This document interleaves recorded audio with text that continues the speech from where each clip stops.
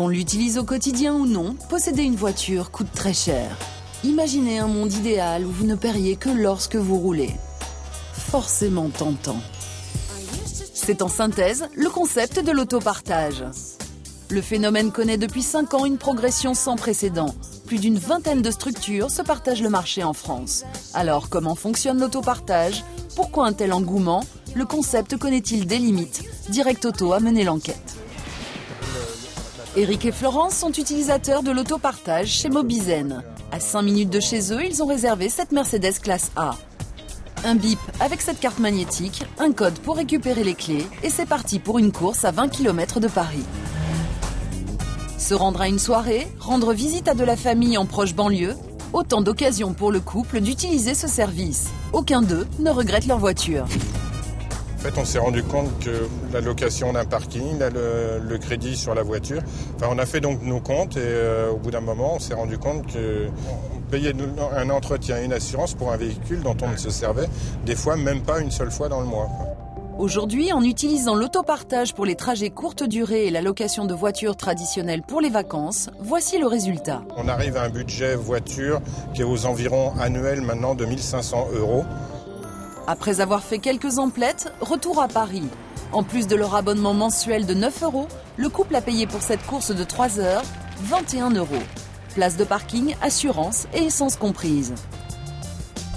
Comme Eric, ils sont entre 25 000 et 30 000 à utiliser l'autopartage en France. Si aujourd'hui le concept séduit, les débuts ont été difficiles, comme nous le rappelle le sociologue et spécialiste de la mobilité durable, Ludovic Bu.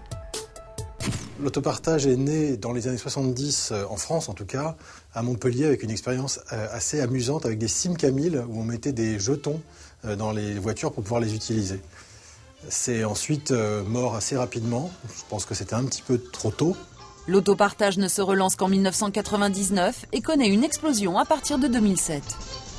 Il y a un basculement assez fort, qui est un basculement plutôt générationnel, qui est qu'on est passé de « je possède ma voiture, donc je suis » à « je suis parce que je me déplace et de temps en temps j'ai besoin d'une voiture ».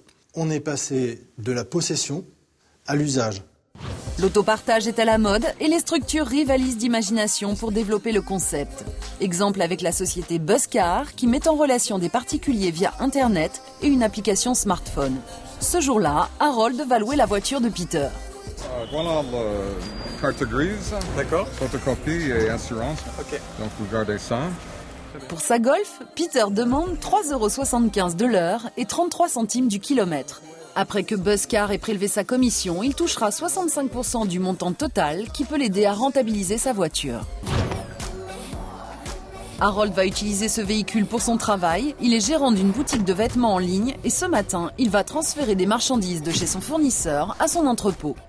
Alors l'intérêt pour moi en fait c'est tout simplement de pouvoir transporter ces cartons. J'aurais pas pu le faire en métro, j'aurais pas pu le faire en vélo.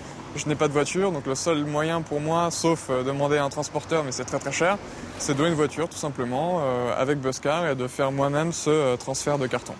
L'autopartage est donc pratique, économique, mais est-il aussi écologique? C'est toujours des voitures qui roulent et qui font des kilomètres et qui produisent la même pollution que si elles étaient achetées par des gens.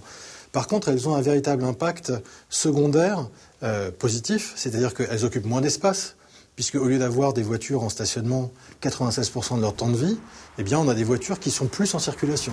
Et avec l'autopartage, le parc automobile français risque de diminuer. C'est donc moins de matières premières et moins de déchets.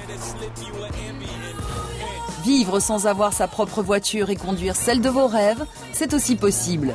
L'autopartage existe version luxe. À partir de 15 000 € par an, ce club vous donne la possibilité de vous évader au volant d'une Ferrari.